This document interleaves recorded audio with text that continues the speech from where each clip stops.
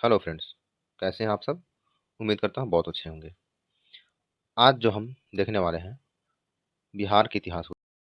और बिहार के इतिहास में भी हम जो आज देखेंगे वो देखेंगे प्राचीन बिहार के इतिहास को, जो संपूर्ण रहेगा। ठीक है, संपूर्ण प्राचीन जो बिहार का इतिहास है हम उस पर चर्चा करेंगे और एक कॉन्सेप्ट बेस होगा, ना कि ऑब्जेक्टिव होगा। ठीक है, चलिए आइए देखते हैं हम लोग प्राचीन बिहार के इतिहास को। पहले तो ये बता दें कि इतिहास क्या है। एक संभावना है कि हाँ ऐसा ही हुआ था। एक संभावना ही है पूरी इतिहास। इतिहास में कुछ कह नहीं सकते हैं कि हाँ एकदम करेक्ट यही हुआ है, सिर्फ संभावनाएं व्यक्त कर सकते हैं। इसलिए इतिहास में बहुत ज़्यादा मतभेद होता है। ठीक है, तो इतिहास को हम तीन भागों में बांटते हैं: प्राग ऐतिहासिक, आद्य ऐतिहासिक और ऐतिहासिक। ठीक है, कौन कौन बांटते हैं? तो प्राग ऐतिहासिक, आद्य ऐतिहासिक और ऐतिहासिक। प्राग ऐतिहासिक कहने का सेंस हमारा क्या है कि इस दरमियान न लिखा गया न पढ़ा गया। ठीक है, प्राग ऐतिहासिक में न तो लिखा गया है न ही पढ़ा गया है। यानी कि इसका अंतर्गत हम किस रखेंगे? तो पाषाण युग को रखेंगे। किस रखेंगे? पाषाण युग को। नेक्स्ट हमारा है आद्य ऐतिहासिक, यानी कि आधा ऐतिहासिक। कहने का मतलब है कि इस दरमियान लिखा तो गया बट पढ़ा नहीं गया। अब नहीं पढ़ा गया तो ऐसी कौन सी सभ्यता है जहां लिखा गया बट पढ़ा नहीं गया? तो है सिंधु घाटी सभ्यता। वहां की सभ्यता जो है, लोग लिखा तो है, मुहर पे अंकन भी मिला है, लेकिन इससे आज तक किसी ने पढ़ नहीं पाया है। ठीक है, हाँ उस दौर के लोग जरूर पढ़ते होंगे, लेकिन हम उसे नहीं पढ़ पाया तो हम क्या बोले? तो आद्य ऐतिहासिक वहां लोग पढ़ नहीं पाया। इसीलिए आप सुने होंगे कि तमिलनाडु सरकार ने एक घोषणा किया है कि जो कोई सिंधु घाटी सभ्यता की लिपि को पढ़ेगा उसे 1 करोड़ का इनाम दिया जाएगा। इससे क्या होगा? बहुत लोग सामने आएंगे और इस सभ्यता की लिपि को पढ़ने का प्रयास करेंगे। क्या पता किसी न किसी को जानकारी मिल जाए कि हाँ सिंधु घाटी सभ्यता की लिपि तो थी, तो क्या लिखी हुई लिपि है। आज उस लिपि को हम लोग क्या बोलते हैं? भाव चित्रात्मक। मतलब वहाँ जो चित्र दर्शाया गया है उसके माध्यम से हम बताते हैं कि वो चित्र कह क्या रहा है। ठीक है, जैसे पंचतंत्र की कथाओं में हम लोग जानते हैं कि कुत्ता बिल्ली जो है बिल्ली जो है कुत्ते को खदेड़ रहा है। इन सब घटनाओं को जानते हैं। ये घटना वहां भी मिली है, तो हम लोग क्या बोलते हैं? अच्छा ऐसी कहानी वहां हुई होगी। एक संभावना व्यक्त करते हैं। अगला हमारा है ऐतिहासिक। ऐतिहासिक वैसा इतिहास को बोलते हैं जिसमें हम लिख सकते हैं और पढ़ सकते हैं, मतलब पूर्ण रूप से सभ्य हो चुके हैं यहाँ पे। ठीक है, तो प्राचीन बिहार बिहार के इतिहास को हम देखें तो इसे हम 4 भाग में बांट रहे हैं। कौन से भाग में? तो एक है प्राग ऐतिहासिक। कौन सा है? प्राग ऐतिहासिक है हमारा। दूसरा है प्राचीन काल, मध्यकाल और आधुनिक काल। इस प्राग ऐतिहासिक में क्या देखेंगे हम? इसमें हम देखेंगे पूर्व पाषाण काल, मध्य पाषाण काल, नवपाषाण काल, ताम्र पाषाण काल और हड़प्पा। एक्चुअली हड़प्पा को हम यहाँ रखे हैं। ठीक है, क्योंकि यहाँ मुझे कुछ और रखना है। यहाँ यहाँ प्राचीन में हम क्या रख देंगे? यहाँ प्राचीन में रखेंगे हम, यहाँ भी हम हड़प्पा को रखेंगे, वैदिक को रखेंगे। फिर कौन सा रखेंगे हम? जैन रखेंगे, बौद्ध रखेंगे, मगध रखेंगे, फिर मौर्य वंश रखेंगे, मौर्य के बाद गुप्ता रखेंगे और संगम रखेंगे। यहाँ पे हम इस प्राचीन के अंतर्गत इस संत को पढ़ेंगे। अब मगध के अंतर्गत हम इस्लाम धर्म पढ़ेंगे। किसे? इस्लाम को। ठीक है, जैसे जैसे कौन सा आ जाएगा हमारा? अकबर आ जाएगा, बाबर आएगा, फिर शेर शाह सूरी आ जाएगा। मतलब जितने भी मुस्लिम शासक हैं हम उन सबको देखेंगे इसमें मध्यकालीन में। और जैसे ही हमारा आधुनिक आएगा, अंग्रेजों का आगमन आगमन हो जाएगा और अंग्रेज हमारे ऊपर शासन करेंगे। हम उनके उपनिवेश बन जाएंगे और फिर 15 अगस्त 1947 को आज़ाद होंगे और वर्तमान रूप जो हमारा आज का आधुनिक है वो हो जाएगा। उस रूप में हम आ जाएंगे। ठीक है, तो सबसे पहले हम बात करते हैं प्राग ऐतिहासिक पे। तो प्राग ऐतिहासिक के अंतर्गत हम पहले बात करेंगे किस पे? तो वो बात करेंगे हम पूर्व पाषाण पे। तो पूर्व पाषाण का अगर समय देखें हम तो कितना है? 1 लाख ईसा पूर्व। ये ईसा के जन्म से पहले की बात मैं कर रहा हूँ, यानी कि 1 लाख ईसा पूर्व। इसमें क्या है? बिहार के दक्षिण भाग में से औजार मिला है। पूर्व पाषाण काल के समय में बिहार के दक्षिण भाग से औजार मिला है। बिहार के दक्षिण भाग बोले तो बिहार के अगर दक्षिण भाग बोले तो ये हमारा मानते हैं बिहार है। ठीक है, और एक गंगा नदी, यानी कि उत्तरी भाग और दक्षिणी भाग 2 भागों में बांट दिया इसे। तो ये हो गया दक्षिण और ये हो गया उत्तर। तो इस पार्ट में जो हमें मिलेगा दक्षिण वाले भाग में, वो होगा हमारा दक्षिणी भाग में जो औजार मिलेगा उसे दक्षिण भाग का औजार बोले हैं, ठीक है। तो यहाँ से जो मिला है वो क्या मिला है, एक मिनट, थोड़ा ज़्यादा गंदा हो गया ये। हम्म, इस एरिया से बात करें हम, बिहार के दक्षिण भाग से बात करें हम, तो मिला है कुल्हाड़ी मिला है, चाकू मिला है, खुरपी मिला है, ठीक है। अब ये सब मिला है तो कहाँ से मिला है, किस जगह से मिला है, ये सब मिला है गया से मिला है, ठीक है। कहाँ से मिला है, गया से मिला है, नालंदा से मिला है और पटना से मिला है, साथ ही मुंगेर से। यानी कि यहाँ इसका अवशेष जो मिला है मुंगेर से मिला है, नालंदा से मिला है, पटना से मिला है और गया से मिला है। यानी कि ये जो कथन कहा कि बिहार के दक्षिण भाग से इसके औजार मिले हैं, यहाँ पे पुष्टि किया किन किन जगहों से मिला है। फिर ये पुष्टि किया कि कौन कौन से औजार मिला है, ठीक है। तो इसको ध्यान से देख लेंगे। अगर प्रश्न बना दिया कि पूर्व पाषाण काल के दरमियान या पूर्व पाषाण काल के बारे में विचार करें, तो कथन एक बनाएगा आपसे कि बिहार के दक्षिण भाग में औजार मिलते हैं। कथन दो बनाएगा कुल्हाड़ी चाकू खुरपी का प्रयोग किया जाता था जो पत्थर के बने होते थे। अब कथन तीन का बनाएगा कि गया, नालंदा, पटना और मुंगेर, इन जगह से पूर्व पाषाण काल के अवशेष मिलते हैं। हमारा आंसर क्या हो जाएगा, तो तीनों आंसर हो जाएगा सही, ठीक है। ऑप्शन जो बना ले हमारा यही तीनों ही सही होगा। फिर क्या बात करते हैं हम, इसका समय तो हमने देख लिया कि लगभग कितना है, 1 लाख वर्ष है, ठीक है। चलिए फिर यहाँ हम बात करते हैं, अगला वो करते हैं मध्य पाषाण काल के बारे में। तो मध्य पाषाण काल का समय काल क्या है, तो ये है 1 लाख से लेकर के 40,000 ईसा पूर्व तक। देखिए हमें इसमें कालक्रम में ध्यान नहीं देना है, क्योंकि यहाँ देखिए कालक्रम एक गलत है, तो कालक्रम पर फोकस नहीं करना, आपको मेन कंटेंट पे फोकस करना, क्या क्या मिला है, कहाँ से मिला है, ठीक है। तो मध्य पाषाण काल, इसके अवशेष कहाँ से मिले हैं, तो इसके अवशेष जो मिले हैं वो मुंगेर से मिले हैं। और क्या मिला है यहाँ से, छोटे आकार के बने पत्थर के तेज हथियार मिला है। अब छोटे आकार के बने पत्थर के तेज हथियार मिला है तो उसमें क्या मिलेगा, चाकू मिल सकता है, खुरपी भी एक छोटा ही होता है, बड़ा तो होता नहीं है, ठीक है। ये हो गया। अब हम बात करेंगे नवपाषाण काल।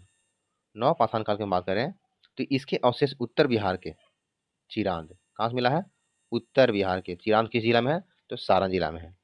और चेच्चर कहाँ है, तो वैशाली में है। तो इसका अवशेष जो है उत्तर बिहार के कहाँ से मिला है, सारण से मिला है, वैशाली से मिला है, यानी कि चिरांद और चेतर से प्राप्त हुआ है, किसका, नवपाषाण काल का। हड्डी का उपकरण भी बहुत मात्रा में मिला है यहाँ से। चिरांद सारण, चिरांद जो है सारण यानी कि सारण पूरे भारत में उड़ियों के लिए प्रसिद्ध है, किसके लिए प्रसिद्ध है, उड़ियों के लिए प्रसिद्ध है।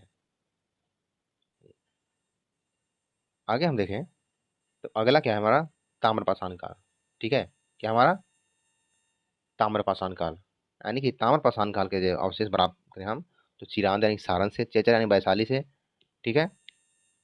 फिर मिला सोनपुर से, गया से और मनेर पटना से प्राप्त हुआ इसका ताम्रपाषाण काल का अवशेष, ठीक है। कहाँ से, चिरांद सारण शासन, चिरांद सारण चेचर सोनपुर गया और मनेर, ठीक है। यहाँ से क्या मिला है, ताम्रपाषाण काल के अवशेष प्राप्त हुए हैं।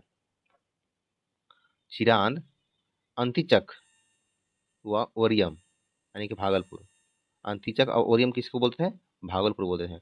राजगीर और वैशाली से काले एवं लाल मृद भांड मिले हैं। राजगीर और वैशाली से किस प्रकार का मृद भांड मिला है, काले और लाल मृद भांड मिले हैं। अब बात करते हैं प्राग ऐतिहासिक बिहार के बारे में। इसका प्राग ऐतिहासिक बिहार के बारे में कहता है, आर्यों के आने से पहले बिहार में सभ्यता और संस्कृति का विकास था। इसका प्रमाण ब्राह्मण ग्रंथ में मिलता है।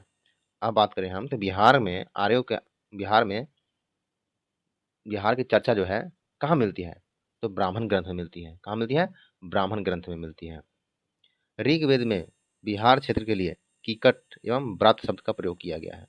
ऋग्वेद में बिहार के लिए किस नाम का प्रयोग किया गया है, कीकट और व्रात्य नाम का प्रयोग किया है।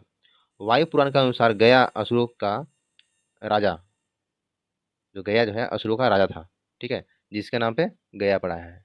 अब गया का वर्तमान नाम क्या हो गया, अब गया जी हो गया, ठीक है। कीकट क्षेत्र के अमित्र शासक प्रेमचंद की चर्चा मिलती है। कीकट के अमित्र शासक प्रेमचंद की चर्चा मिलती है, ठीक है। अथर्ववेद में अंग एवं मगध का उल्लेख मिलता है। किस वेद में अंग और मगध का उल्लेख मिलता है? तो अथर्ववेद में मिलता है। यजुर्वेद में सबसे पहले विद्रोह विद्रोह विदेह राज विदेह राज का उल्लेख मिलता है। यजुर्वेद में सबसे पहले किसका मिलता है? विदेह राज का। अब विदेह राज बोले तो सीता, सीता बोले तो जनक, यानी कि जनकपुरी। ठीक है, जहाँ सीता का जन्म हुआ था, सीतामढ़ी। ठीक है। रामायण में मल एवं करुणा शब्द का प्रयोग बक्सर जिला के लिए किया गया है। मलद जो है और करुणा जो है किस जिला के प्रयोग किया गया है रामायण में? तो वो किया गया है किसके लिए? तो बक्सर जिला के लिए किया गया है। आगे हम देखें तो बिहार में हम आर्यों का आगमन को देखेंगे। किसे देखेंगे? बिहार में आर्यों का आगमन। कुछ इतिहासकार के अनुसार आर्य ईरान से आए थे। आर्य कहाँ से आए थे? ईरान से आए थे। ठीक है। ऋग्वैदिक काल में वे पंजाब हरियाणा क्षेत्र में आए। ऋग्वैदिक काल में कहाँ आया था आर्य आर्य लोग? तो पंजाब और हरियाणा क्षेत्र में आए थे। बिहार में आर्यों का प्रवेश अथर्ववेद की रचना के दौरान हुआ था। बिहार में आर्यों का प्रयोग कब हुआ था? प्रवेश तो जब अथर्ववेद की रचना हो रहा था उस दरमियान हुआ था। 800 ईसा पूर्व में रचित शतपथ ब्राह्मण, 800 ईसा पूर्व में रचित शतपथ ब्राह्मण विदेह माधव और उसके पुरोहित गौतम, विदेह माधव और उसके पुरोहित गौतम क्या राहुगन के सरस्वती तट के आगे बढ़ते हुए बिहार की सदा नीरा नदी यानी कि गंडक के तट पर पहुंचने का विवरण देता है। ठीक है। तो मगध क्षेत्र के प्रभाव जमाने के बाद अंग क्षेत्र में आर्य की संस्कृति का विस्तार हुआ। आर्य की संस्कृति का विस्तार हो गया। फिर देखते हैं बराह, यानी कि बराह पुराण में चर्चा है कि किसकी? कीकट अपवित्र प्रदेश है, जबकि गया पवित्र प्रदेश है। बराह पुराण के अनुसार जो कीकट जो है अपवित्र प्रदेश है और गया पवित्र प्रदेश है।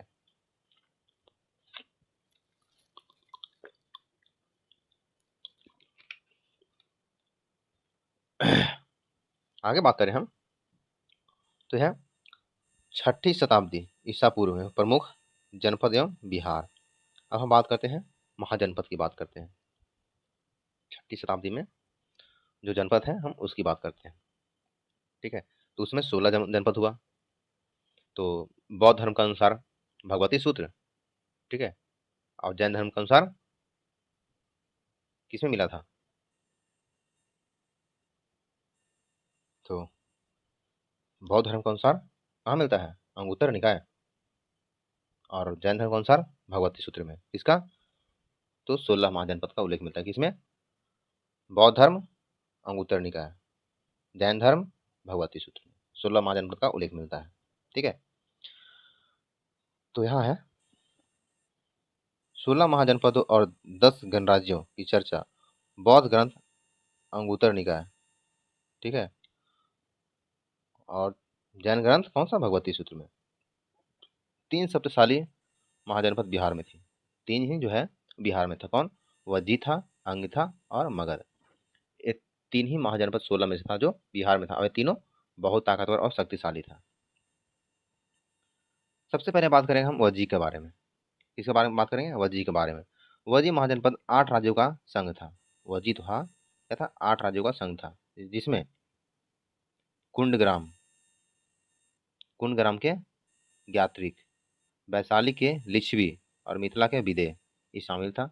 इस जनपद में वर्तमान में चंपारण, सारण, मुजफ्फरपुर, सीतामढ़ी, दरभंगा शामिल है, जिसकी राजधानी कहाँ थी? वैशाली थी।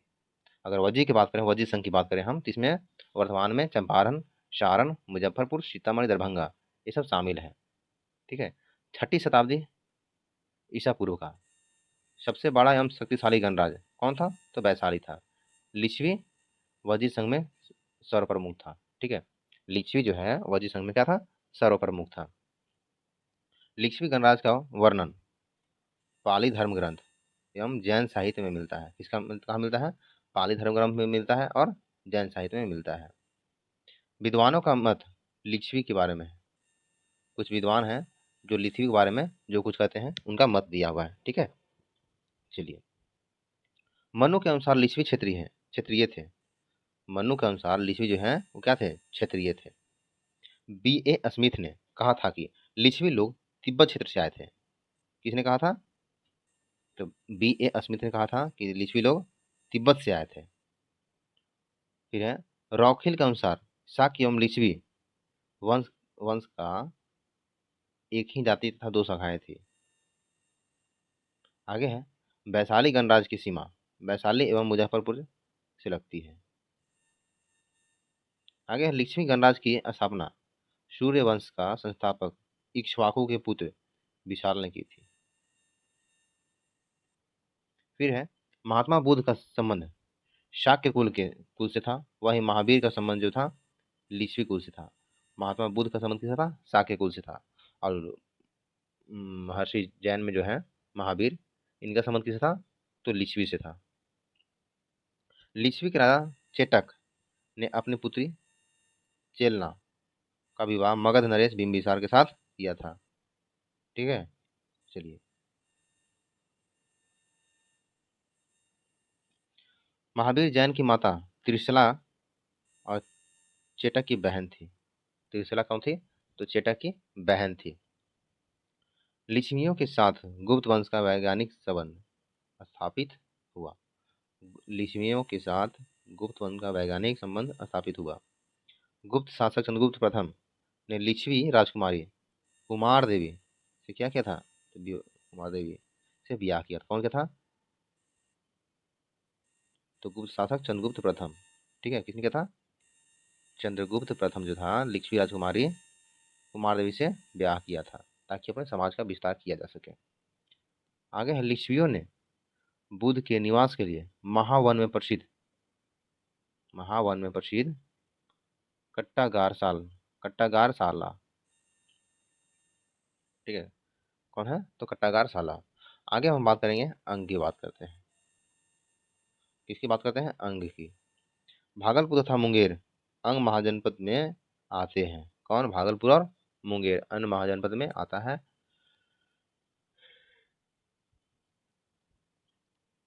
ठीक है, फिर है इसकी राजधानी कहाँ थी अंग की? तो वो चंपा थी। अंग महाजनपद का प्रथम उल्लेख अथर्ववेद में मिलता है। कहाँ मिलता है? अथर्ववेद में मिलता है। अंग महाजनपद की स्थापना अंग राजा ने की थी। तो अंग महाजनपद का प्रथम उल्लेख कहाँ मिलता है? अथर्ववेद में मिलता है। ठीक है, और ये कहाँ है? तो भागलपुर मुंगेर ये सब किस क्षेत्र में है? ये अंग के अंतर्गत है। इसकी राजधानी कहाँ थी? चंपा थी। और प्रथम उल्लेख कहाँ मिलता है अंग का?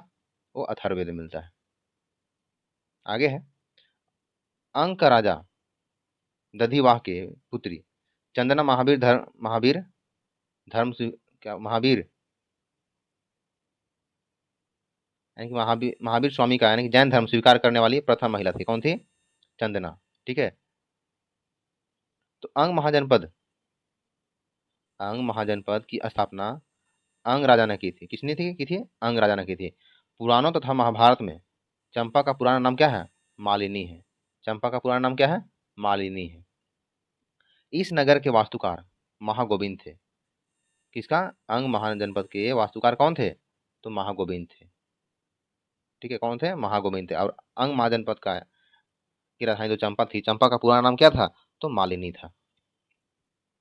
चीनी यात्री हेनसांग ने इस स्थान का नाम क्या रखा था? हेनसांग ने चंपा का नाम जो है क्या रखा था? वो रखा था चेनम्पो रखा था। क्या रखा था? चेनम्पो रखा था। इन नामों को याद रखिएगा। ठीक है, पहले अंग शासक ब्रह्मदत्त ने मगध के राजा को पराजित किया और मगध के क्षेत्र जीत लिया था। किसने? ब्रह्मदत्त ने मगध के राजा को पराजित किया करके उस क्षेत्र को जीत लिया था। आगे हम बात करें मगध की बात करते हैं। ठीक है, पटना गया, इसमें जो है पटना गया ये सब मगध वाला क्षेत्र है। मगध का नामकरण राजा मग, इसका नाम राजा मग के नाम से हुआ है। मगध का नामकरण राजा मग के नाम से हुआ है। मगध राज का उल्लेख महाभारत में मिलता है। कहाँ मिलता है? महाभारत में इसका उल्लेख मिलता है। वैदिक साहित्य में मगध के लोगों को ब्रात्य अर्थात पतित के रूप में जाना गया है। किस रूप में? पतित के रूप में। ठीक है, अब हम देखते हैं इसके अंतर्गत मगध का राजवंश कौन सा है? तो वो राजवंश आता है बृहदत्त। कौन है? बृहद्रथ राजवंश। बृहदत्त जो है इसका संस्थापक था, ठीक है। और जरासंध इसका प्रतापी शासक था। कौन? तो मगध में बृहदत्त वंश में बृहदत्त इसका संस्थापक था और जरासंध इसका प्रतापी शासक था। ये वही जरासंध है जो जरा नाम के राक्षसी के जोड़ने से ये दो भागों में था, जुड़ गया था। और यही जरासंध है जिसको वध जो है महाबली भीम ने किया था। पांडुपुत्र भीम ने किया था, इनका इसका वध किया था। अब फाड़ने के बाद जैसे ही एक साथ फेंक रहे थे दोनों, फाड़ने के बाद एक और मुंह करके तो चिपक जा रहा था, इसलिए उसको फाड़ने के बाद दाएं को बाएं साइड और बाएं को दाएं साइड फेंके थे ताकि ज्वाइंट ना हो जाए। ये वही जरासंध है, ठीक है। और जरासंध का अखाड़ा जो है राजगीर में है, ठीक है। देखते हैं बृहदत्त वंश। कौन देखते हैं? बृहदत्त वंश। इस वंश की स्थापना बृहदत्त ने की थी। किसने की थी? बृहदत्त ने की थी। इसने राजधानी कहाँ बनाया था? राजधानी गिरिब्रज या वसुमती था। इसकी राजधानी कहाँ था? गिरिब्रज, वसुमती या कुशाग्रपुर। इन सभी के नामों को याद रखेंगे। आदमी एक, नाम अनेक। इसी प्रकार जगह एक है, नाम तीन है। अब आज के ले ले तो चार हो गया है। गिरिब्रज यानी कहे तो राजगीर, वसुमती कहे तो राजगीर, कुशाग्र कहे तो राजगीर, ठीक है। महाभारत एवं पुराणों से ज्ञात होता है कि राजा वसु के पुत्र बृहदत्त ही थे। राजा वसु के पुत्र कौन था? तो बृहदत्त था। ऐसा संभावना है, अनुमान लगाया जा रहा है। इस वंश के कुल 10 राजा हुए। बृहदत्त वंश में कितना राजा हुआ? 10 राजा हुआ। अब सबसे प्रतापी कौन हुआ? तो जरासंध हुआ, ठीक है। मथुरा के राजा कंस की बहन से इसका ब्याह हुआ था। जरासंध का ब्याह किससे हुआ था? मथुरा का राजा कंस से हुआ था। अब कंस किसके मामा थे? तो भगवान श्री कृष्ण के मामा थे, ठीक है। चलिए, भीम ने जरा को पराजित किया, यानी कि जरासंध को पराजित किया। जरासंध के बाद उसका पुत्र सहदेव, जरासंध का पुत्र जो है सहदेव जो है इसका यहाँ का शासक बनता है। कहाँ का? मगध का। बृहदत्त वंश में मगध का शासक कौन बनता है? सहदेव बनता है। हरिवंश पुराण से ज्ञात होता है कि जरासंध के डर से हन, सॉरी हन नहीं, यहाँ पे कृष्ण है। क्या है? कृष्ण। एक मिनट, ये कृष्ण होगा यहाँ पे। क्या? तो हरिवंश पुराण से पता चलता है कि जरासंध के डर से कृष्ण जो है मथुरा छोड़ के द्वारका में शरण लिए थे। कहाँ गए थे? मथुरा छोड़ के द्वारका में शरण लिए थे। किसे पता चलता है? हरिवंश पुराण से पता चलता है। बृहद वंश का अंतिम शासक कौन था? रिपुंजय था। कौन था? रिपुंजय था। किसका शासक? अंतिम शासक तो बृहद वंश का। इसके मंत्री ने रिपुंजय को मार करके पुलिक ने अपने पुत्र को राजा बनाया। इसका मंत्री एक था पुलिक, ठीक ना। उसने रिपुंजय को मारा और अपने पुत्र को राजा बनाया। एक अन्य दरबारी ने पुलिक एवं उसके पुत्र को मारकर गद्दी पर बैठा, जो बिंबिसार था। मतलब एक गद्दी के लिए सब एक दूसरे को मार रहा है। और बिंबिसार जो है किसको मारा था?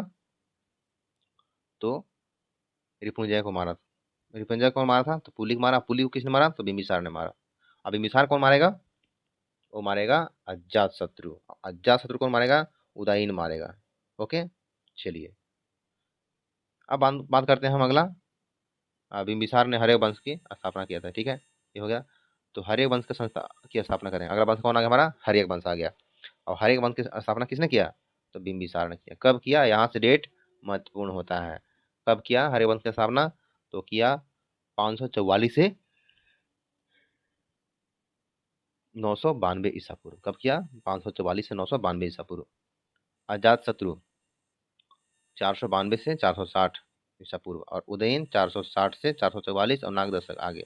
ओके, हम पहले बात करते हैं बिंबिसार पे। किसे बात करते हैं? बिंबिसार पे। 544 से 492 बीसी। बौद्ध ग्रंथों के अनुसार हरे वंश के संस्थापक था, ठीक है। बिंबिसार ने मगध साम्राज्य के विस्तार के लिए वैवाहिक नीति अपनाई थी, ठीक है। बिंबिसार ने मगध साम्राज्य के विस्तार के लिए कौन सा नीति अपनाया? तो वैवाहिक नीति को अपनाया था। बिंबिसार ने पहला विवाह कौशल के शासक प्रसेनजीत की पुत्री कोशला देवी से किया। दहेज में काशी मिल गया इसको। दूसरा विवाह करता है वैशाली की शासक चेटक की पुत्री चेलना से हुआ, जिसे वज्जी के साथ संबंध ठीक हो गया। ठीक है। तीसरा विवाह करता है पंजाब की राजकुमारी क्षेमा से।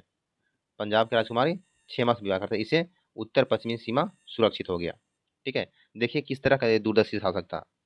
पहला ब्याह करता है प्रसेनजीत, ठीक ना, पहला ब्याह करता है बिंबिसार, किससे करता है, तो वो करता है कौशल के शासक प्रसेनजीत की पुत्री कौशला देवी से करता है। और दहेज में क्या मिलता है इसको, दहेज में काशी मिल जाता है, यानी बनारस मिल जाता है दहेज में। फिर दूसरा ब्याह जो करता है चेटक की पुत्री चेलना से करता है। ठीक है। चेटक की पुत्री चेलना से करता है, जिसे वज्जी के साथ संबंध इसका ठीक हो जाता है। फिर आगे बात करता है तीसरा विवाह पंजाब की राजकुमारी क्षेमा से। पंजाब की राजकुमारी क्षेमा से ब्याह करता है और उत्तर पश्चिम सीमा सुरक्षित हो जाता है।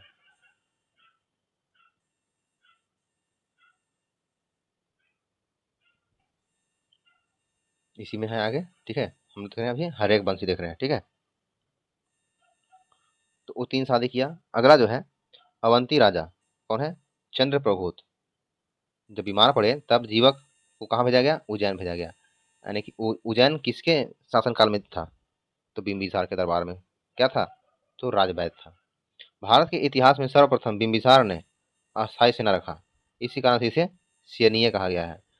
ये जो अस्थायी सेना रखने वाला जो है, अगर हम बात करें तो प्राचीन भारत में कौन रखता है, बिंबिसार। मध्यकालीन भारत में कौन रखता है, अलाउद्दीन खिलजी। ठीक है। इसने पहली बार सेना में हाथी का प्रयोग किया। सेना में हाथी का प्रयोग किसने किया, तो बिंबिसार ने किया। अब अजात शत्रु क्या करेगा पहली बार, तो रथ और रथ मुसल का प्रयोग किया, शिलाकंठक और रथ मुसल का प्रयोग करेगा। चलिए, बिंबिसार के साम्राज्य में 80,000 गांव था। कितना गांव था, 80,000 गांव था। बिंबिसार ने अपने पुत्र अजातशत्रु को चंपा का उपराजा बनाया। बिंबिसार महात्मा बुद्ध का मित्र एवं संरक्षक भी था। विनय पिटक से ज्ञात होता है कि बुद्ध से मिलने के बाद बौद्ध धर्म प्राप्त कर लिया। बिंबिसार जो है बुद्ध से मिलने के बाद क्या किया, बौद्ध धर्म को ग्रहण कर लिया। Oh sorry.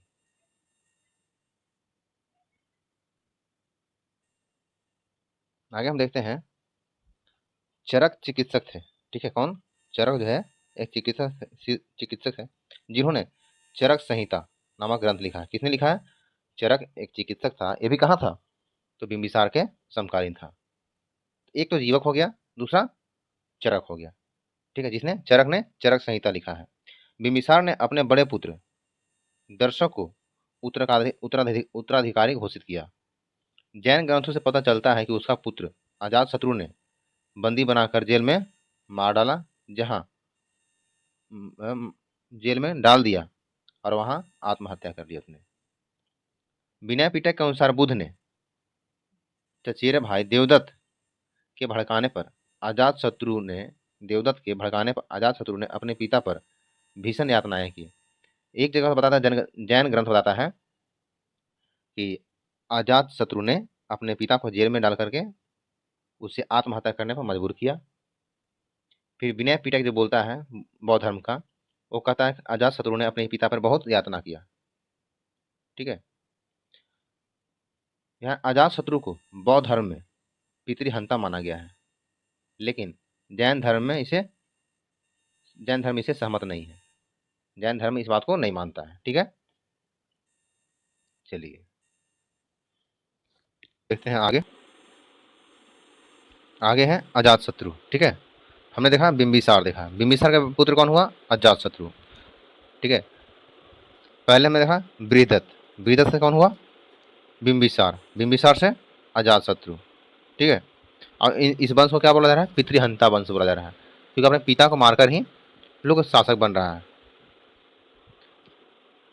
अजातशत्रु कुणिक नाम से भी जाना जाता है। किस नाम से जाना जाता है अजातशत्रु को, तो कुणिक। अजातशत्रु को कुणिक नाम से जाना जाता है।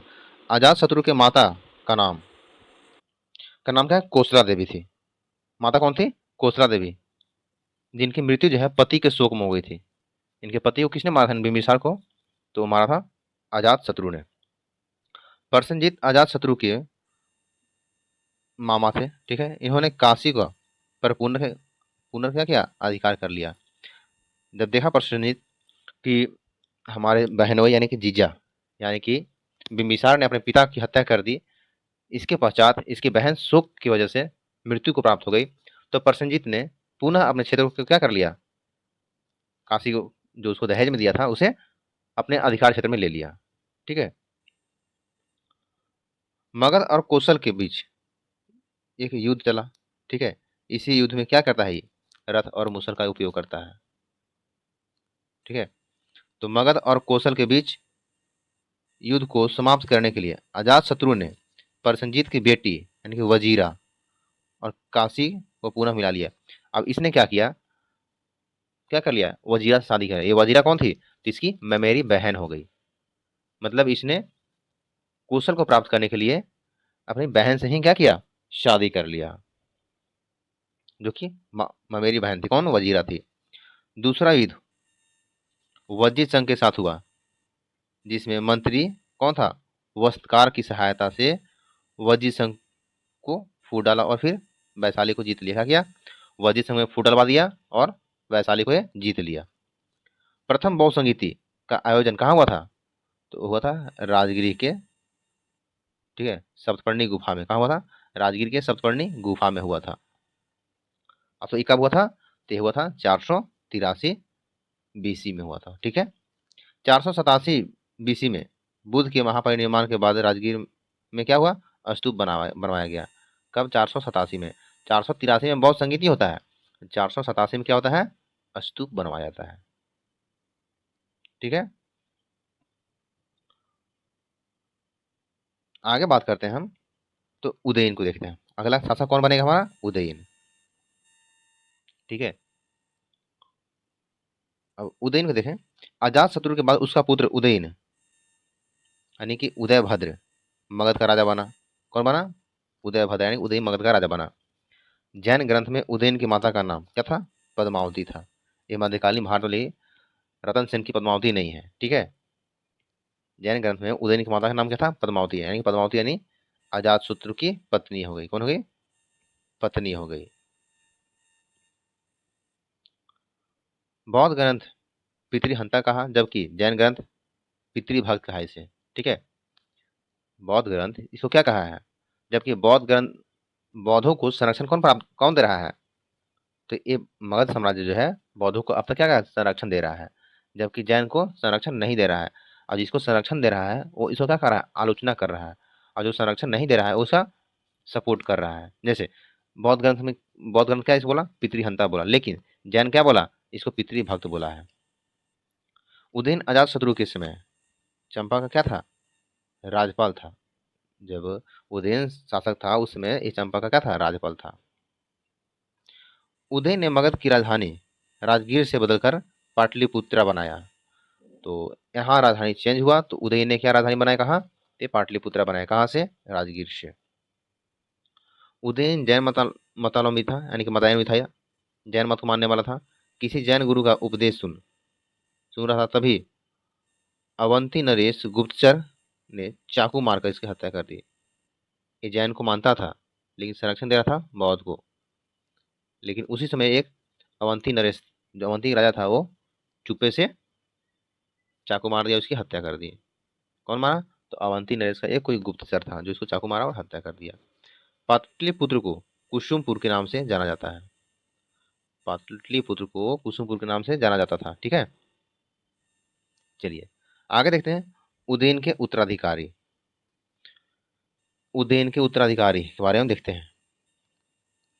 बौद्ध ग्रंथ के अनुसार उदयन के 3 पुत्र थे, अनिरुद्ध और मुंडक और नागदशक। कौन था, अनिरुद्ध, मुंडक और नागदशक। उदयन के 3 पुत्र थे। बौद्ध ग्रंथ तीनों को पितृहंता कहा, जिन्होंने बारी बारी से शासन किया। इन तीनों को बौद्ध ग्रंथ कहा, पितृहंता कहा, जबकि तीनों ने बारी बारी से शासन किया। हर एक वंश के अंतिम शासक नागदशक, जिसे पुराणों में दर्शक कहा गया है। क्या कहा है, दर्शक कहा गया है। अभी कौन सा वंश चल रहा था हमारा, ये हर एक वंश ही चल रहा है। और हर एक वंश का अंतिम शासक कौन है, नागदशक। ठीक है। प्रजा ने नागदशक को अयोग्य समझकर सत्ता से हटा दिया और शिशुनाग को गद्दी पर बैठाया। शिशुनाग वंश, अगला वंश कौन सा हमारा है? शिशुनाग। शिशुनाग वंश, कालाशोक और नंदीवर्धन, इस वंश में 3 शासक हुए। कौन? शिशुनाग, कालाशोक और नंदीवर्धन।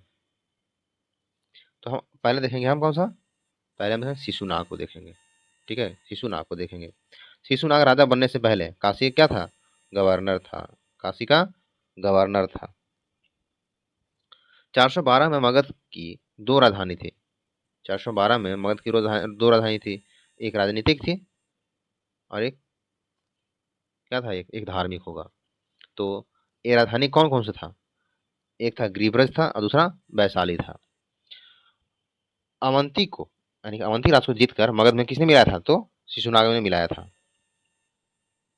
शिशुनाग की मृत्यु 394 ईसा पूर्व में हो गई। इसके बाद उसका पुत्र कालाशोक गद्दी पर बैठा। कौन बनाया बैठा? कालाशोक। कालाशोक के समय में कौन सा बौद्ध संगीति होगा? तो द्वितीय बौद्ध संगीति होगा। कहाँ? वैशाली में। कालाशोक का कार्यकाल क्या है? इसका है 394 से 366। कालाशोक को पुराणों में काकवर्ण कहा गया है। क्या कहा गया है? काकवर्ण कहा गया है। इसने इसमें अपनी राजधानी वैशाली से स्थानांतरित करके कहाँ किया? तो पाटलिपुत्र कर दिया। कहाँ किया? पाटलिपुत्र कर दिया। कालाशोक के समय द्वितीय बौद्ध संगीति कि 383 ईसा पूर्व में वैशाली में हुआ। कहाँ हुआ? वैशाली में हुआ था। जिसके अध्यक्ष थे कौन थे?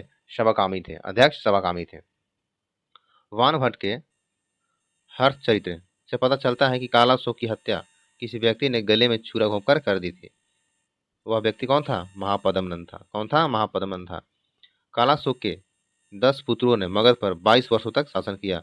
इस वंश का अंतिम शासक नंदीवर्धन था। कालाशोक का अंतिम बेटा कौन था जो शासक बना? तो नंदीवर्धन था। कालाशोक की हत्या किसी अज्ञात व्यक्ति ने की, लेकिन कहा जाता है कि इसकी हत्या जो है महापद्मनंद ने की थी। अब हम बात करते हैं नंद वंश के बारे में। किस वंश के बारे में? नंद वंश के बारे में। महापद्मनंद ने शिशुनाग वंश का अंत करके 344 में नंद वंश की स्थापना की। महाबोधि वंश में महापद्मनंद को अंग्रेज कहा गया है। महाबोधि वंश में महाबोधि वंश में महापद्मनंद को उग्रसेन कहा गया है। क्या कहा है? उग्रसेन कहा गया है। किसमें? महाबोधि वंश में। भारतीय तथा विदेशी साक्ष्य में नंदों को शूद्र यानी कि नाय जाति बताते हैं। नंद को शूद्र यानी कि नाय जाति बताया गया है। ठीक है।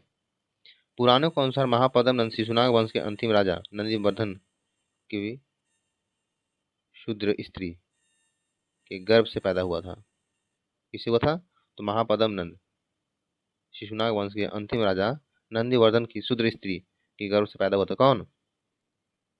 तो शिशुनाग। ओके। जैन ग्रंथ के अनुसार महापद्मनंद नाई पिता और माता वैश्या का पुत्र था।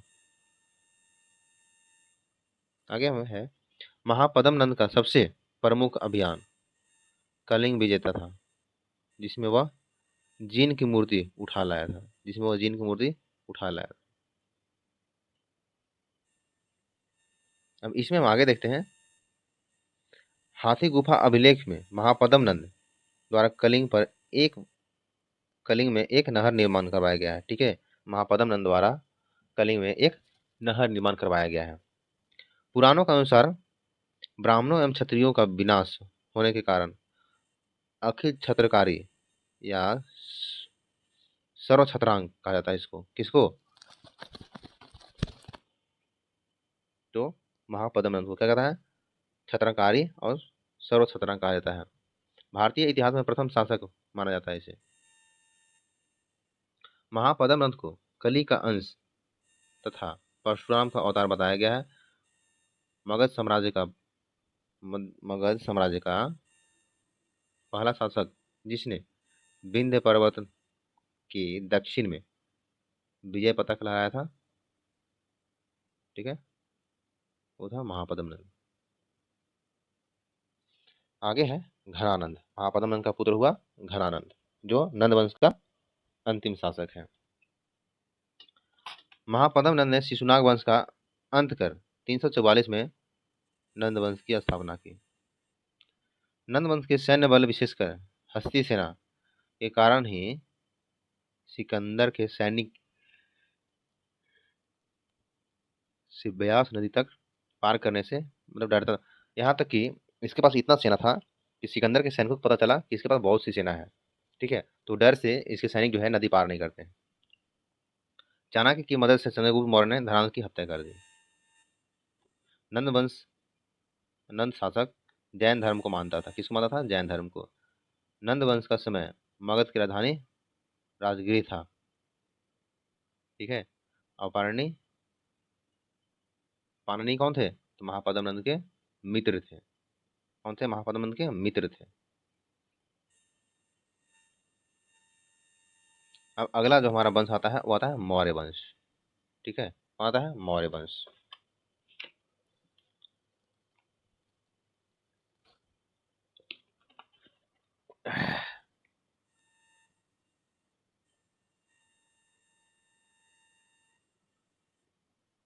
गाना लगा।